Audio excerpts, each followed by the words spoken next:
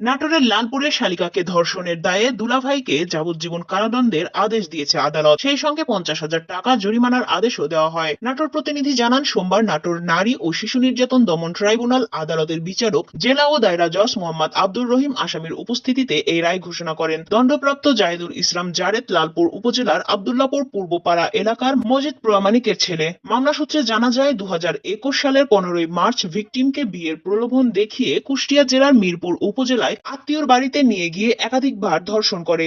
এ ঘটনার পরের দিন ভিকটিমের বাবা কুষ্টিয়া মিরপুর উপজেলার জাহিদুল ইসলাম জারেদের আত্মীয়র বাড়ি থেকে ভিকটিম সহ জাহিদুল ইসলাম জারেদকে নিয়ে লালপুর থানায় হাজির হয়।